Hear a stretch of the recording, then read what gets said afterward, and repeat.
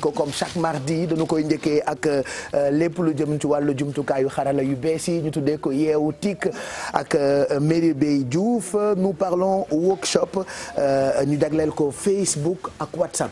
Effectivement Pape Cheikh workshop ou atelier c'est selon benn workshop donc bu ñu defoon démb dans un hôtel de la place pour nous expliquer en fait mieux outil Facebook ak outil WhatsApp surtout pour ñi nga xamante ne dañu yor seen business parce que léegi ñëpp xam nañ ne que ñi yor seen business moo xam njaay la moo xam leneen ak leneen la ku ci nekk am nga ci page Facebook wala yaa ngi jaayee ci WhatsApp donc dafay baax aussi ñu leen di permettre ngeen xam yan outil ngeen di mën a utiliser pour mën a développer seen njaay pour mën a mieux utiliser l'outil qui est Facebook ak WhatsApp ñu seetaan élément bi ñëwaat wax leen lan mooy update yi nga xamante ne nii kii di Facebook ak WhatsApp jot na ko def ci application yi.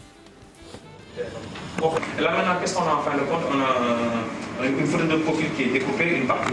Si on veut que la publication soit publiée à 23h, minuit pour atteindre plus de personnes susceptibles d'interagir, on programme à une heure spécifique, à une date spécifique. Exactement.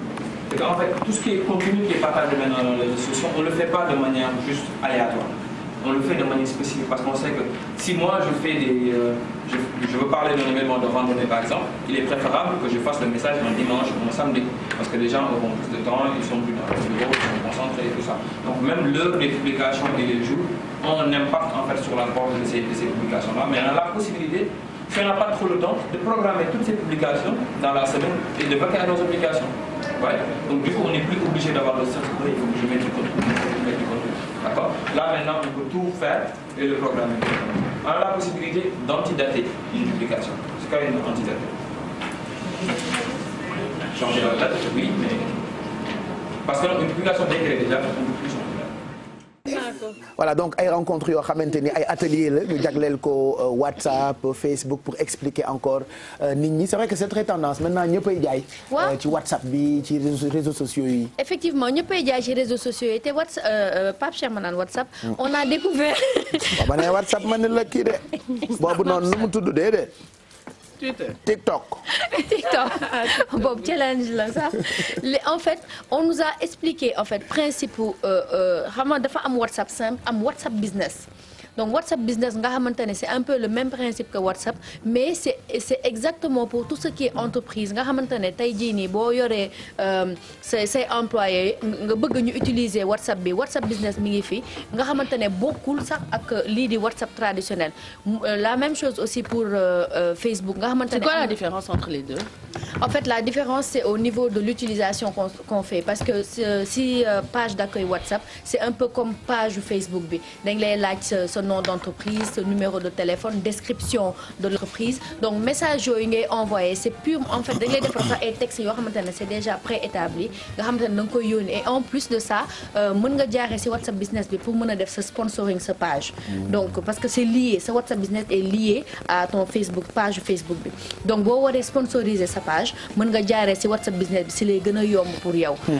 ci côté boobu ñu gis ne tamit que ne Facebook indi na ay update yu bees ci surtout par rapport ak Messenger am nga xamante ne daf ko gën a simplifier dangay yor léegi sa liste amis yëpp yi nga xam ne ils sont en ligne tu as la possibilité aussi de mettre de la couleur dans tes discussions si tu veux et tout beneen bi nga xamante ne Pape mooy concerné WhatsApp c'est que maintenant les publicités vont bientôt débarquer dans les stories WhatsApp quoi c'est-à-dire ñu ku ci nekk dañuy def suñu story ci WhatsApp def suñuy photo et tout donc maintenant ils ont décidé de monétiser affaire boobu di def ay publicité donc publicité yooyu soo defee sa story mën nañ ci rax publicité selon yow say centre d'intérêt yooyu fan lañ koy jëlee ci Facebook lañ koy jëlee parce que xam nga Facebook yenn saa di nga def ay jeux yenn saa di nga ranger ay champs non mais xaaral lu bizarre soo amee doom dañ lay won ay boutique xale voilà la won ay maquillage parce qu'ils savent bul sori dañu lay xam bu baax man fan yi yoruma oto waaw yu baax ñaa ngi seetaan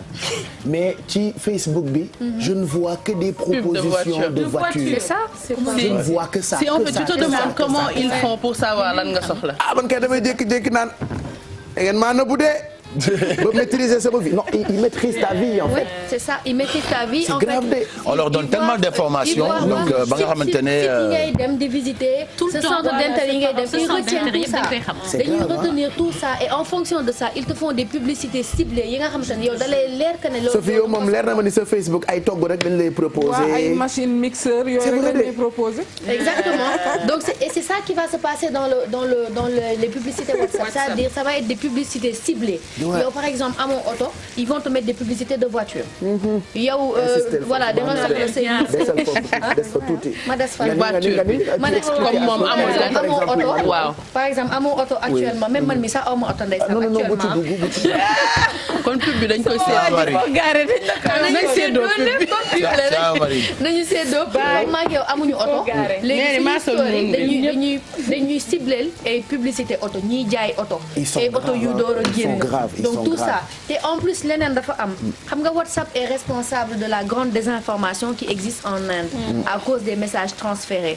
Donc maintenant ils ont décidé à WhatsApp que le message transféré nga xam ne avant dañ ko doon transférer à 20 personnes léegi dañ koy restreindre ba 5 personnes pour éviter désinformation parce que léegi gis nañ ko ne presque information nit day ñëw bind benn information rek jàllale ko les gens voilà transféré looloo tax boo leen gisee actuellement message boo leen transféré dafay porter la mention transféré.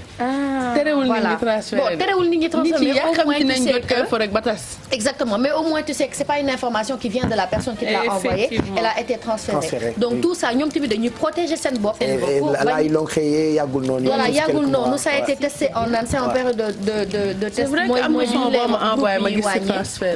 Donc voilà léegi moom c'est ça qu'ils sont en train de faire après bon ils ont changé les emojis le cœur il est beaucoup plus gros beaucoup plus rouge. Ils ont créé de nouveaux emojis tout ça pour peut-être attirer la clientèle jeune parce que gis nañ que ne maintenant les jeunes sont en train de délaisser Facebook pour Instagram ak Snapchat. Donc léegi ils sont en train vraiment de remodeler de defaraat pour attirer encore les jeunes vers eux donc loolu lañ leen indiloon démb ci liggéey atelier bi fa amoon fële dans un hôtel de la place. On espère juste que boo leen amee seen business wala ngeen bëgg créer seen entreprise di ngeen mën a def attention te utiliser aussi parce que c'est très intuitif soxlawul sax nga dem di jàng yenn jàng yi mais on t'apprend aussi à faire yenn vidéo yi ngay gis ci Facebook nga foog ne c'est des experts qui l'ont fait. Non, c'est juste des logiciels yu ngay télécharger. te démb dañ ñu ko def mais tu te rends compte que en fait tout est fait grâce au logiciel. C'est des photos yu ñu collé defar ko monter ko mu mel ni comme expert. Donc prenez le temps vraiment de découvrir l'outil qu'est Facebook et WhatsApp et surtout faites attention. C'est toujours le conseil qu'on vous donne. Voilà, il faut y aller avec beaucoup de prudence Ce qui est intéressant mooy maintenant xale yi ñu ngi jóg di entreprendre. Il y a beaucoup de boutiques en ligne. Loolu itam c'est à saluer. ku nekk yaa ngi jéem a jaay dara dugal ko WhatsApp joxe numéro téléphone et tout ça ça je pense que c'est bien donc ça fait toujours bien aussi et mieux ñu mel ni yéen di expliquer yenn détails yoo xamante ni aussi localisation bi Pape Cheikh dama fàtte WhatsApp tamit léegi soo yónnee nit ki sa localisation du yem rek si yónnee la si yow nga jot localisation da lay jox le moyen le plus court pour nga arriver fa nga jëm donc day utiliser en même temps fonction Google Maps c'est-à-dire tey jii ni boo amee 2 voies da lay jox bi gën a gàtt na la yoon bi boo ko jëlee en 12 minutes tu es là-bas. Ah ben c'est cool en attendant ñuy gën a développer ñun suñu ay koñ. ci ay numérothèques. numérotation Facebook wolof tamit am na il paraît. Ah c'est bien ça. Facebook wolof am na mais ils ont des problèmes parce qu'ils rencontrent certains problèmes par rapport ak yenn mooy te amuñu peut-être ñu leen koy traduire. xanaa ñëw Sénégal rek. jël genre professeur Massamba Gueye léegi ñu wax leen lan. Ils ont des représentants ici. Oui ils ont des représentants ici. am na ñu leen fi représenter parce que j'avais vu Facebook Poulard quelque chose comme ça. Oui, il y a un peu longtemps baax na bon mu ngoog en tout cas jumtukaayu xarala yu bees yi moom mu ngi dem ci vitesse bu accélérée donc di moytu di ci am ay conseils di ci def ay rencontres am na solo surtout ci échéance yi ñu jëm di ay élections média traditionnel bi ñu ngi góorgóorlu ñu ngi def ay séminaires ñu ngi def ay rencontres mais bi jafe contrôler mooy réseaux sociaux yi surtout nga xam ni kenn ku ci ne fa nga ne ngay demee ak sa xel rek donc baax na ñu gën a def attention ci li nga xam ne ni mooy internet voilà merci en tout cas Merry Beye Diouf heureusement que tu es là chaque mardi et heureusement itam que week-end bi di nga ñu